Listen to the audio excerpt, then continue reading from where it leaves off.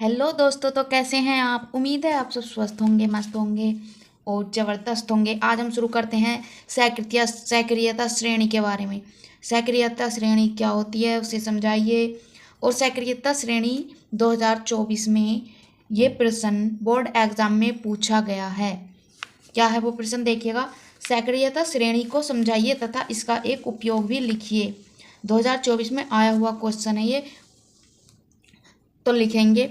तो देखते हैं, सक्रियता श्रेणी को समझाइए तथा इसका एक उपयोग लिखिए। तो देखिएगा, सक्रियता श्रेणी या विद्युत रासायनिक श्रेणी। सक्रियता श्रेणी या विद्युत रासायनिक श्रेणी यानी कि सक्रियता श्रेणी को ही विद्युत रासायनिक श्रेणी कहते हैं।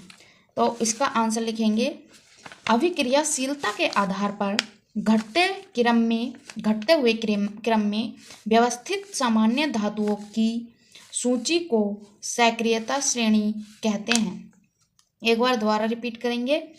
अभिक्रियाशीलता के आधार पर घटते हुए क्रम में व्यवस्थित सामान्य धातुओं की सूची को सक्रियता श्रेणी कहते हैं।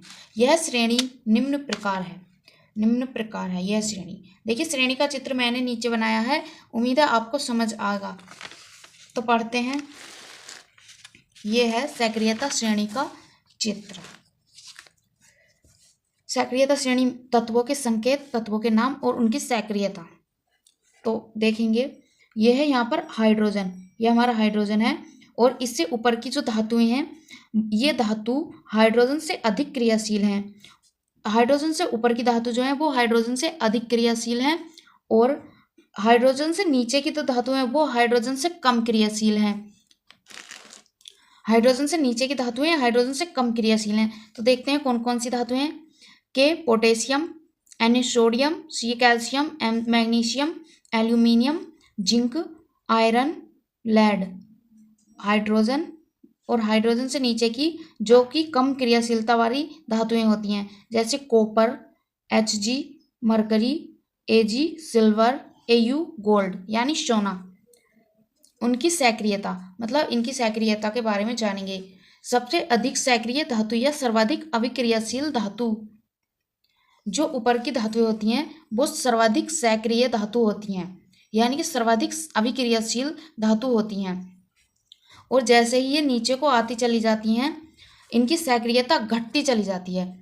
सबसे हाइड्रोजन से नीचे की जो धातुएं होती हैं सबसे कम सक्रिय धातु या फिर निम्नतम अभिक्रियाशील धातु होती हैं। ये क्वेश्चन 2024 में भी आया था और 2026 में भी आएगा 100%।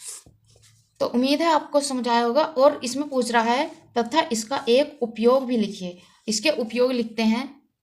तो दोस्तों, हम यहाँ पर इसके उपयोग लिखेंगे। पहले हम पढ़ेंगे, उपरोक्त श्रेणी में सबसे ऊपर स्थित धातु सबसे अधिक अभिक्रियाशील तथा सबसे अंतिम धातु सबसे कम अभिक्रियाशील होती है।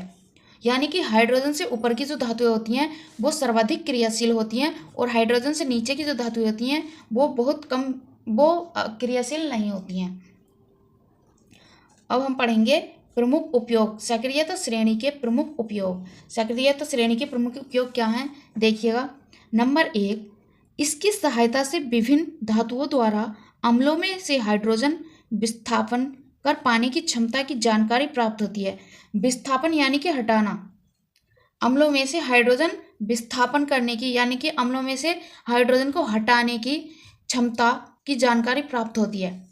इस क्षमता की जानकारी प्राप्त होती है। इस श्रेणी में जो धातुएं हाइड्रोजन के ऊपर स्थित हैं वे अम्लों से हाइड्रोजन को विस्थापित कर देती हैं। हाइड्रोजन से अम्लों को विस्थापित कर देती हैं, यानी कि हाइड्रोजन से अम्लों को हटा देती हैं। अम्लों से हाइड्रोजन को हटा देती हैं। नंबर 2, विभिन्न धातुओं की सक्रियता की तुलना करने में। सक्रियता श्रेणी के प्रमुख उपयोग, यानी कि इसका उपयोग विभिन्न धातुओं की सक्रियता की तुलना करने में भी किया जाता है। उम्मीद है हमारी क्लास आपको समझ आई होगी और इसे ज़रूर से ज़रूर पढ़ लेना। ये बोर्ड एग्जाम में ज़रूर आता है। धन्यवाद। हमारी क्लास को लाइक करें, सब्सक्राइब करें। All the best for board exam.